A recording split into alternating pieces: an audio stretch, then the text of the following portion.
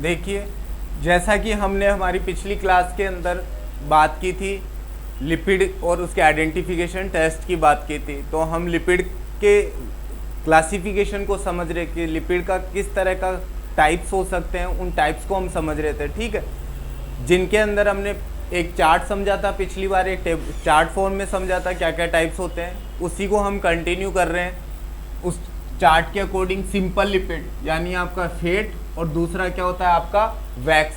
जैसा कि हमने बताया था, फेट क्या होता है, इंसुलेटर ऑफ बॉडी, हमारी बॉडी का इंसुलेटर होता है। और जो ये फेट होते हैं वो क्या होते हैं, glycerol plus fatty acid, glycerol plus fatty acid, और इसके क्या होते हैं एस्टर, है ना। यही था ना आपका पिछली बार किया था कि ग्लिसरॉल प्लस फैटी एसिड और क्या बन गया, एस्टर ऑफ फैटी एसिड बन गए।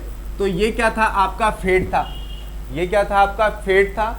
इसी तरह से वैक्स भी क्या होता है, जैसे फेट क्या होती है सॉलिड होती है, इसी तरह से आपका वैक्स भी क्या होता है सॉलिड होता है, क्योंकि सिंपल लिपिड में अपन ने बात ही किसकी की थी, फेट और वैक्स की। तो अब आपको थोड़ा सा समझना है कि मोम यानी वैक्स आपका इसमें और फेट में क्या फर्क होता है। अब की बार जो आपने एल्कोहल, यहाँ पर ग्लिसरॉल था, ग्लिसरॉल का किस तरह का एल्कोहल था, 3 कार्बन वाला एल्कोहल। कैसा एल्कोहल था, 3 कार्बन वाला एल्कोहल था। तो यहाँ पर क्या होता है, हायर एल्कोहल होते हैं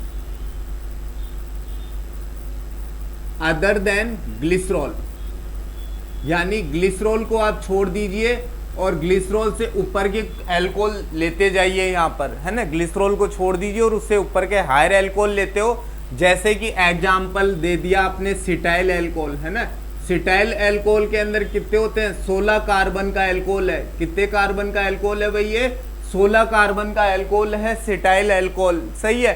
तो ऐसे जो 16 कार्बन वाला जो सिटाइल एल्कोहल होता है, इसको जब आप किसी फैटी एसिड के साथ अब आप जोड़ते हो तो ये आपका क्या बन जाता है, एस्टर ऑफ फैटी एसिड। ठीक है, दोनों में फर्क कितना सा है, इसको तो आप बोलोगे फेट और इसको क्या बोलोगे आप, वैक्स बोलोगे।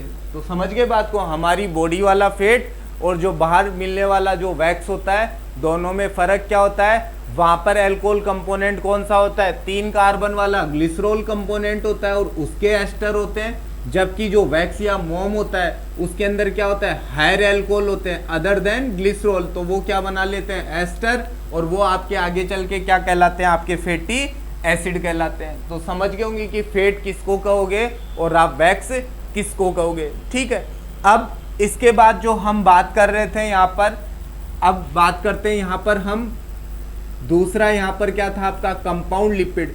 कंपाउंड लिपिड के अंदर हमने जो क्लासिफिकेशन जितना दिया था आपको, क्लासिफिकेशन किसका दिया था, फॉस्फोलिपिड, ग्लाइकोलिपिड और आपका लिपोप्रोटीन्स। तो ये आपके जो लिपोप्रोटीन्स होते हैं ना, तो अब ये सब किसके टाइप होते हैं, आपके कंपाउंड लिपिड के ही टाइप्स होते हैं। तो इनको हमने क्या कर दिया था, पिछली क्लास के अंदर हमने इनके बारे में पढ़ लिया था। जैसे कि हमने इनके बारे में पहले ही जिक्र कर दिया था कि ये आपके कैसे हो सकते हैं, किस तरह के लिपिड हो सकते हैं, फॉस्फोलिपिड हो सकता है आपका, ये आपका ग्लाइकोलिपिड हो सकते हैं, और ये आपके कैसे हो सकते हैं भाई, आपके यहाँ पे लिपोप्रोटीन्स हो सकते हैं। ये लो जी, तो आपको इतना तो पता लगना चाहिए इनके नाम से कि ये कौन से लिपिड के टाइप होते हैं, आपके कंपाउंड लिपिड के टाइप्स होते हैं। ठीक है, अब जैसा कि लिपोप्रोटीन्स के अंदर जब हम बात करते हैं, तो लिपोप्रोटीन में जब हम बात करते हैं तो आपको पहले बताया था एलडीएल, वीएलडीएल और एचडीएल। तो वीएलडीएल, एलडीएल और दूसरा क्या आ गया आपका एचडीएल। थोड़ा सा इतना सा इसके अंदर अपने को ये ध्यान रखना है कि इनके कई बार इनको वीएलडीएल और एचडीएल नहीं बोला जाता और दूसरे नाम दे दिए जाते हैं। तो कई बार इन दोनों को मिला के क्या बोल दिया जाता है, बीटा लिपोप्रोटीन, है ना, बीटा लिपोप्रोटीन्स। जबकि आपका एचडीएल कैसा होता है, आपका अल्फा लिपोप्रोटीन्स। समझना बात को, जो ये आपका एचडीएल होता है इसको एक नाम दिया जाता है गुड लिपिड। बहुत बार एग्जामों में पूछा जाता है कि गुड लिपिड कौन सा होता है, तो ध्यान रखना हमारी बॉडी के अंदर के लिपिड के रूप में क्या पाया जाता है, एचडीएल भी पाया जाता है। हमारे ब्लड के अंदर HDL भी पाया जाता है, तो ये हमेशा क्या कहलाता है, आपका गुड लिपिड कहलाता है। जबकि ये जो आपके LDL होता है, जबकि ये आपका LDL होता है, ये क्या कहलाता है, आपका बैड लिपिड। बैड क्यों है, क्योंकि ये बैड लिपिड आगे चलकर जिसमें भी LDL का लेवल ज़्यादा होगा, जिसमें भी इस LDL का लेवल जब भी ज़्यादा होगा, तो ये LDL का बढ़ा हुआ लेवल किसको इंक्रीज करता है, कार्डियक अटैक को। किसको जनरेट करता है, कार्डियक अटैक को। क्योंकि LDL क्या करता है, हमारी बॉडी के अंदर क्लॉट बनाने का काम करता है। क्लॉट क्या होते हैं भाई, थ्रोम्बस है ना, एक फिजियोलॉजी का पार्ट है, हम फिजियोलॉजी में नहीं जाएंगे ज़्यादा। इतना सा ध्यान रखना है कि जो हमारा ये होता है आपका LDL, ये आपका LDL किस तरह का काम करता है कि जब भी ये बॉडी में बढ़ेगा तो तब ये बैड का ही काम करेगा, बैड लिपिड। यानी कि ये क्या होता है, बुरा लिपिड होता है, हमारी बॉडी के लिए अच्छा लिपिड नहीं है। तो जब भी इसकी अमाउंट ज़्यादा हो जाती है, नॉर्मल से ज़्यादा हो जाती है, तब ये आपका क्या कहलाता है, कार्डियक अटैक को डेवलप करता है।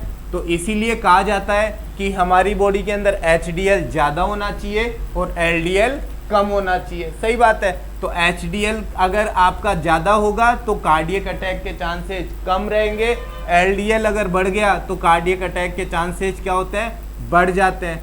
तो यही कारण है कि जो भी फीमेल कैंडिडेट होते हैं, फीमेल कैंडिडेट के अंदर हमेशा HDL क्या होता है, ज़्यादा होता है एज कंपेयर टू मेल के।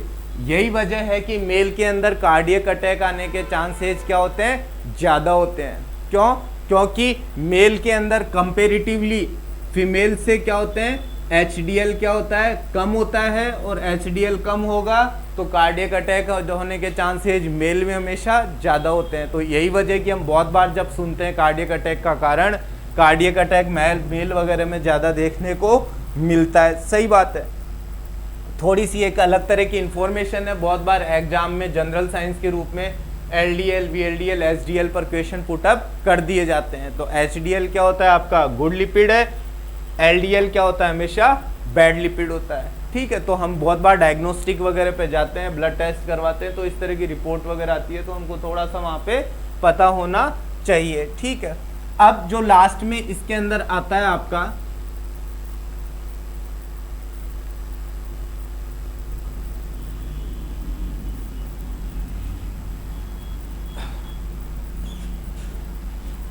Derived lipid. ये एग्जाम के पॉइंट ऑफ व्यू से और आगे जो हमारा जो आइडेंटिफिकेशन वाला टॉपिक है वहाँ भी थोड़ी सी इसकी इंपॉर्टेंस रहेगी, है ना। तो देखिए डेराइव्ड लिपिड की बात करते हैं। जैसा कि नाम से पता चला डेराइव हुआ, ये बनते किससे हैं, सिंपल और कंपाउंड लिपिड से ही बनने वाले हैं। हमारी बॉडी के अंदर डेराइव्ड लिपिड बन जाते हैं और कुछ हमको प्लांट या एनिमल सोर्स से मिल जाता है ना। तो अब देखिए क्या होता है, डेराइव्ड लिपिड की जब आप बात करते हैं तो हमने इसमें क्या बात की थी भाई, फैटी एसिड की बात की थी भाई, हमने फैटी एसिड की बात की थी क्लासिफिकेशन के अंदर। सही बात है। और इन फैटी एसिड को भी हमने दो पार्ट में डिवाइड कर लिया था। ठीक है। सैचुरेट फैटी एसिड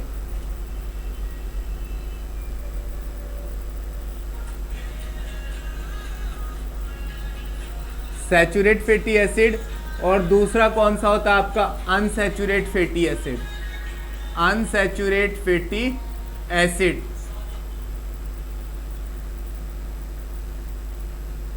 ये लो जी। अब देखिए नाम से पता चला सैचुरेट फैटी एसिड वो होते हैं जिनमें क्या पाए जाते हैं, सिंगल बॉन्ड। सिंगल बॉन्ड वाले हमेशा क्या होते हैं, सैचुरेट फैटी एसिड होते हैं। सही है। तो ऐसे जो सैचुरेट फैटी एसिड होते हैं, तो आप नाम सुने होंगे बहुत बार, ब्यूटायरिक एसिड,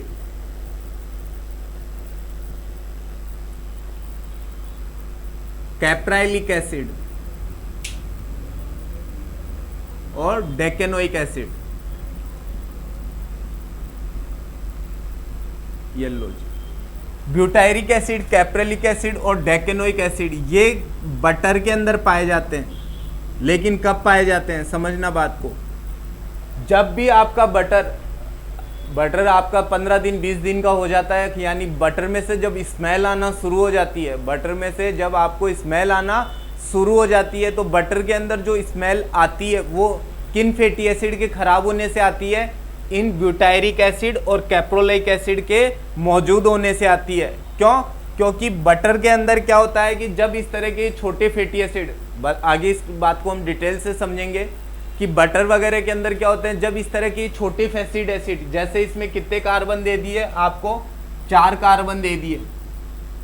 यहाँ पर कैप्राइलिक एसिड के अंदर कितने कार्बन होते हैं, इसमें 6 कार्बन होते हैं। डेकेनोइक में कितने कार्बन होते हैं, 10 कार्बन, है ना। तो ये 4 कार्बन वाला ब्यूटायरिक एसिड, 6 कार्बन वाला कैप्राइलिक एसिड, 10 कार्बन वाला डेकेनोइक एसिड, सही बात है।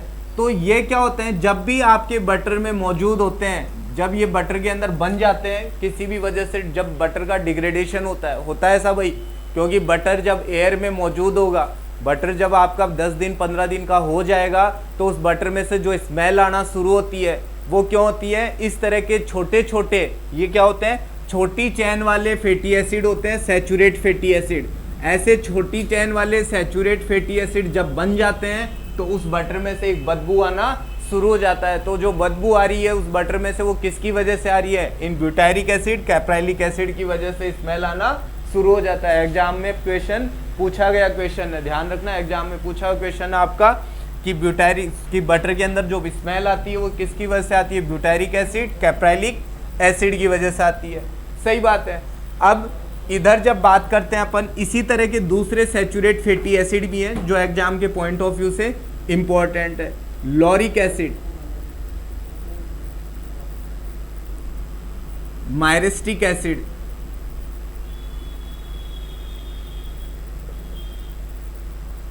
पाल्मिटिक एसिड, स्टेरिक एसिड, ठीक है। Lauric acid, myristic acid, palmitic acid और आपका स्टेरिक एसिड, ठीक है। तो 12 कार्बन, 14 कार्बन, 16 कार्बन और ये हो गया आपका 18 कार्बन, है ना। तो ये आपके जो 4 हैं, ये 2 एग्जाम्पल दिए गए हैं, ये भी किसके एग्जाम्पल होते हैं, आपके सैचुरेट फैटी एसिड के एग्जाम्पल होते हैं, सही बात है। तो इन जो सैचुरेट फैटी एसिड के जो एग्जाम्पल होते हैं, इसका सोर्स क्या होता है, कोकोनट ऑयल। तो हम जो कोकोनट ऑयल यूज में लेते हैं, तो आपने देखा होगा कि सर्दियों के अंदर क्या होता है, कोकोनट ऑयल क्या होता है, जम जाता है। जैसे ही रूम टेम्परेचर कम होता है, तो रूम टेम्परेचर कम होते ही क्या होता है भाई आपका, ये इस तरह के जो सैचुरेट फैटी एसिड होते हैं वो क्या होता है, टेम्परेचर कम होते ही जमना शुरू हो जाता है। जैसा कि हमने पहले क्लास में बोला था ना कि फैट कैसे होते हैं, सैचुरेट फैटी एसिड होते हैं। तो ये जितने भी सैचुरेट फैटी एसिड होते हैं, जैसे ही आपका क्या होता है, रूम टेम्परेचर से टेम्परेचर लो होना शुरू होता है, जमना शुरू हो जाते हैं, जमना शुरू हो जाते हैं। तो कोकोनट ऑयल के भी जमने का कारण क्या रहता है, सर्दियों के अंदर इन लॉरिक एसिड और मायरिस्टिक एसिड जैसे फैटी एसिड का मौजूद होना, क्योंकि ये आपके 12 और 14 कार्बन जैसे सैचुरेट फैटी एसिड होते हैं और ये लो टेम्परेचर पे जमना शुरू कर देते हैं। इसी तरह से पाल्मिटिक एसिड और आपका स्टेरिक एसिड, ठीक है ना। तो पाल्मिटिक एसिड वगैरह क्या होते हैं, आपको पाल्म वगैरह में से, पाल्म का नाम सुना है ना, खजूर वगैरह हुए, उनसे भी आपको पाल्मिटिक एसिड मिल जाता है। तो इन दोनों के सोर्स क्या होते हैं, प्लांट और एनिमल दोनों, प्लांट ओरिजिन भी होता है और आपका एनिमल ओरिजिन भी होता है, दोनों से आपको ये मिल जाते हैं। ये लो, और बहुत बार एग्जाम वगैरह में सीधा पूछे हुए क्वेश्चन है, इस तरह से सीधे पूछे हुए क्वेश्चन है कि मायरिस्टिक एसिड के अंदर कितने होते हैं आपके, 14 कार्बन वाले कंपाउंड्स होते हैं, ये लो साहब। तो ये आपको डायरेक्ट भी पूछे जा सकते हैं, तो आपको सीधा यहाँ से पता होना चाहिए, ठीक है। पूछे हुए ही आपका मायरिस्टिक एसिड पूछा हुआ है और स्टेरिक एसिड भी पूछा हुआ है, सही बात है। तो इस तरह के जो होते हैं आपके ये सैचुरेट फैटी एसिड की कैटेगरी के अंदर इनको इन्वॉल्व किया जाता है, याद करना बहुत आसान है ना। Lauric acid, myristic acid, palmitic acid और आपका स्टेरिक एसिड, ठीक है। तो ये सब क्या होते हैं, तो सबसे पहली बात तो है कि जब भी आपको सैचुरेट फैटी एसिड का नाम लिया जाए तो आपको myristic acid, lauric acid, palmitic acid, stearic acid या ब्यूटायरिक एसिड नाम लेते ही ये पता लगना चाहिए कि यहाँ पर ये किसकी बात की गई है, सैचुरेट फैटी एसिड की बात की गई है। इसमें किसी तरह का कोई कंफ्यूजन नहीं होना चाहिए। अगेन अब दूसरी तरफ हम बात करते हैं अनसैचुरेट फैटी एसिड की।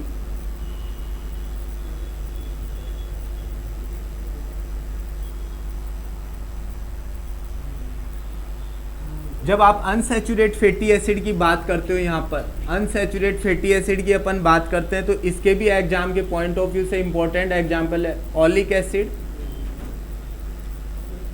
Linoleic acid, alpha linoleic acid और आर्किडोनिक एसिड।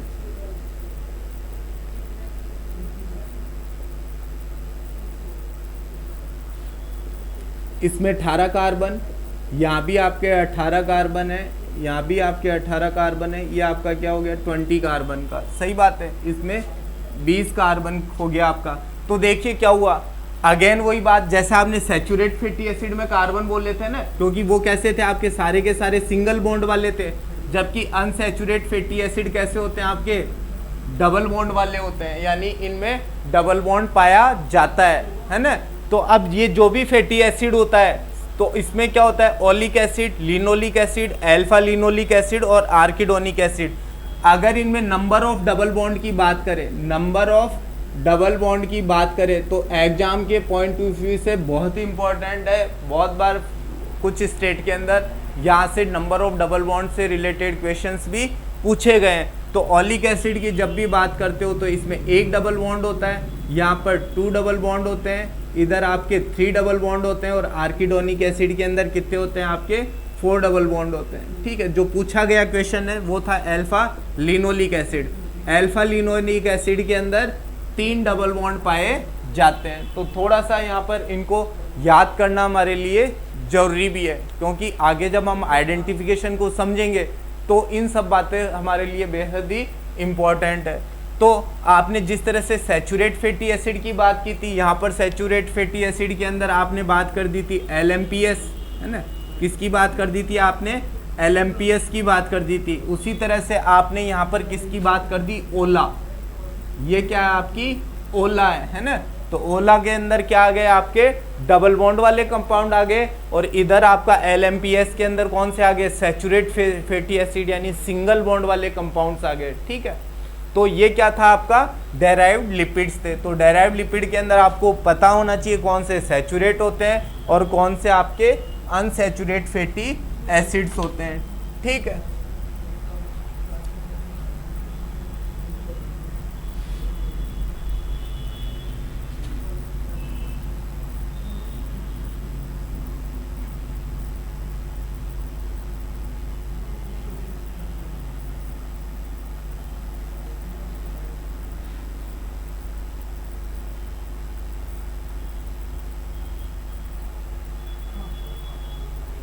देखिए जिस तरह से अपन ने इस तरह की बात ये इन ऐसे टॉपिकों को डिस्कस किया है, अपन को थोड़े से इनके बारे में भी हमको पता होना चाहिए। रिफाइंड ऑयल क्या होता है और हाइड्रोजिनेटेड ऑयल क्या होता है ना, ये भी लिपिड से रिलेटेड, ये तो अपन को थोड़ा सा ऑयल वगैरह के बारे में पता होना चाहिए। रिफाइंड ऑयल की अगर हम बात करें तो यहाँ पर क्या होता है फ्री फैटी एसिड से नहीं होने चाहिए। फ्री फैटी एसिड को क्या कर दिया जाता है, रिमूव कर दिया जाता है।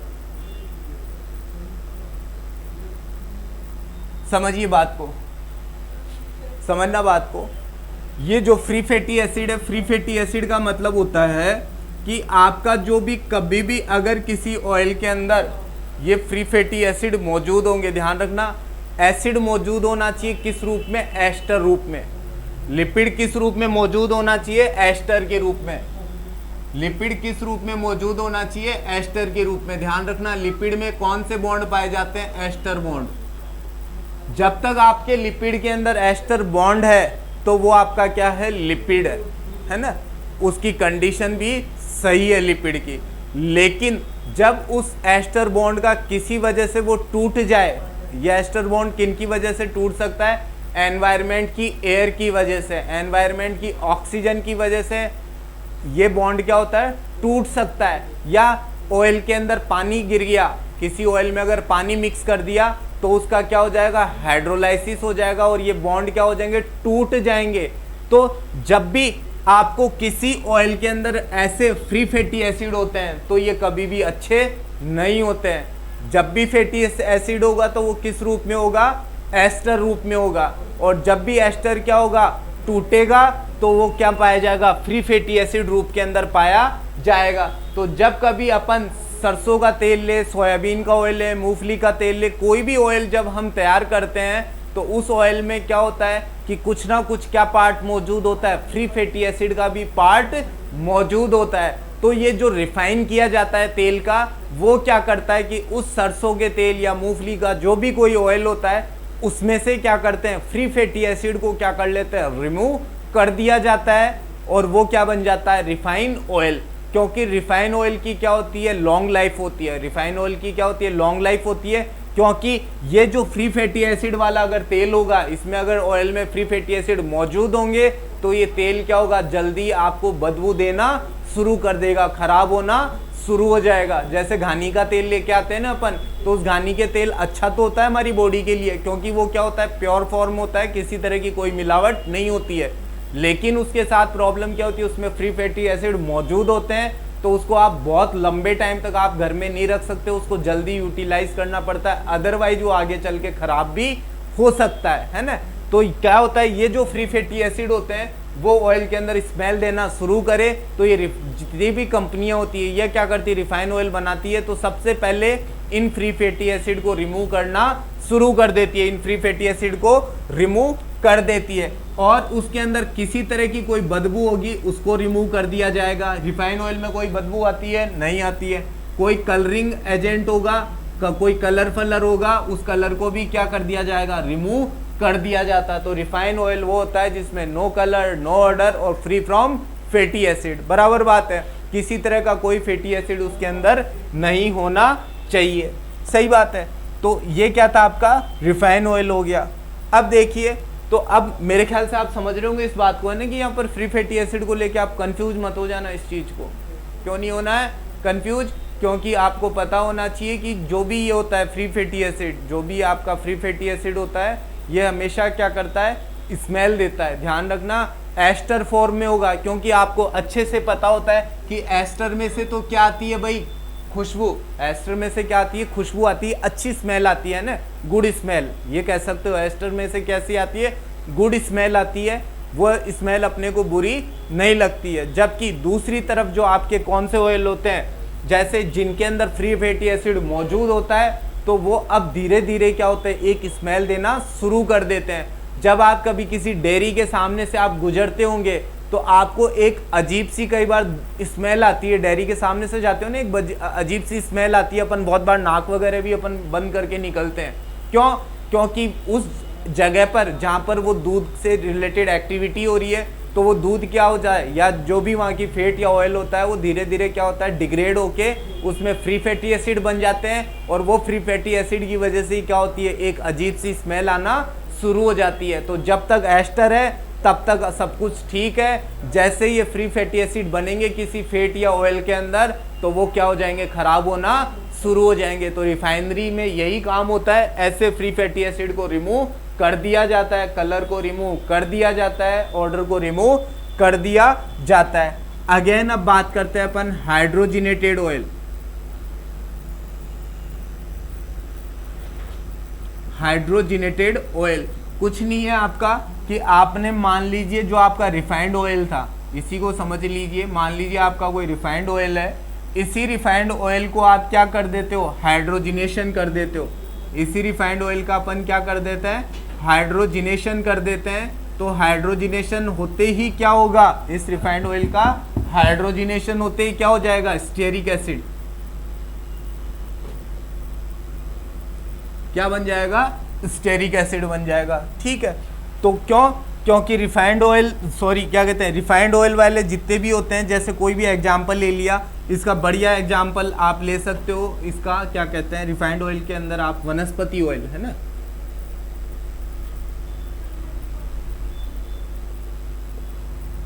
याद है ना आपको, अभी थोड़ी देर पहले लिखा था LMPS। LMPS के अंदर जो स्टेरिक एसिड होता है, बताया था ना आपने, LMPS है ना, स्टेरिक एसिड होता है, वो कैसा होता है आपका, वनस्पति ऑयल होता है, ठीक है।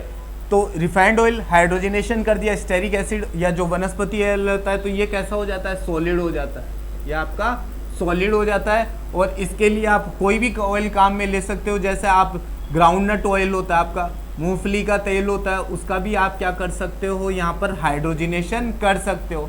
तो कोई भी रिफाइनरी ऑयल होता है जिसका अपन क्या कर सकते हैं, हाइड्रोजनेशन किया जा सकता है। ठीक है, तो कहने का मतलब एक क्या होता है आपका रिफाइंड ऑयल होता है, दूसरा क्या होता है आपका हाइड्रोजनेटेड ऑयल होता है। ठीक है, इसी तरह से हम अपन कुछ और भी है जो point exam point of view से जो इंपॉर्टेंट रहती है, जो एमसीक्यू के रूप में पूछे जाते हैं।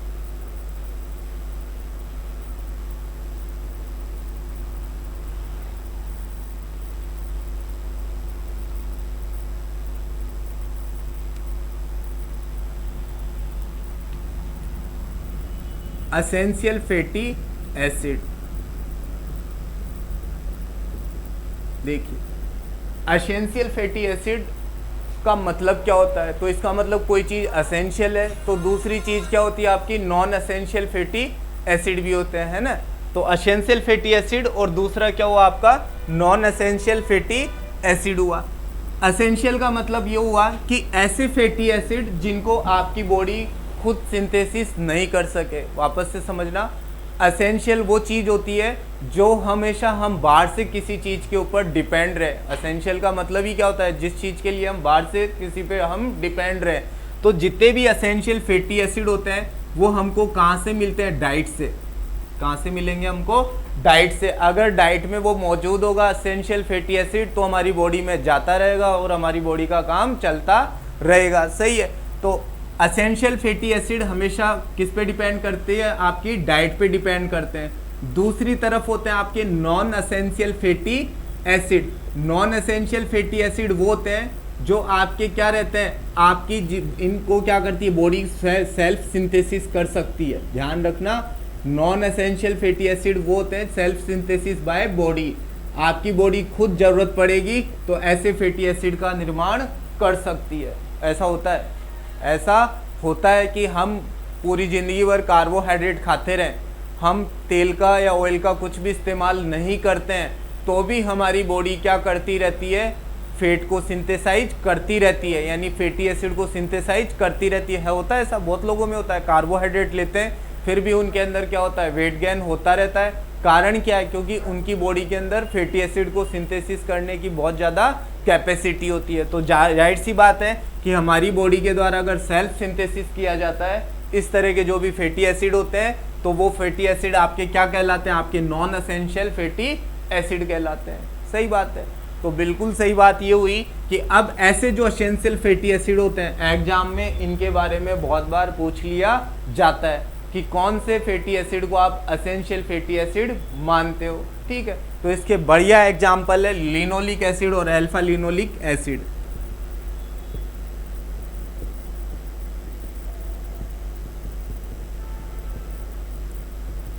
आजकल मार्केट के अंदर इन लिनोलिक एसिड और अल्फा लिनोलिक एसिड से बने हुए क्या होते हैं मार्केट में, कैप्सूल। एलोपैथी के अंदर क्या आते हैं, कैप्सूल वगैरह आते हैं, तो कैप्सूल फॉर्म में भी इनको यूटिलाइज किया जा सकता है। अदरवाइज हमेशा हम इनके लिए हमेशा किस पे डिपेंड करना पड़ेगा, आपको डाइट पे डिपेंड करना पड़ेगा, क्योंकि लिनोलिक एसिड और अल्फा लिनोलिक एसिड वो होते हैं एसेंशियल फैटी एसिड है, क्योंकि इनका बॉडी सिंथेसाइज नहीं करती है और ये हमारी बॉडी के लिए बेहद ही जरूरी है। लिनोलिक एसिड और अल्फा लिनोलिक एसिड हमेशा हमारी बॉडी के लिए बहुत ज़्यादा जरूरी है ना, क्योंकि हमारी बॉडी की रिक्वायरमेंट को फुलफिल करते हैं। तो इस तरह के जो एसेंशियल फैटी एसिड होते हैं जिसके अंदर बहुत बार एग्जामों में पूछा हुआ है कि लिनोलिक एसिड किस टाइप का फैटी एसिड होता है, आपका एसेंशियल फैटी एसिड होता है। सही बात है।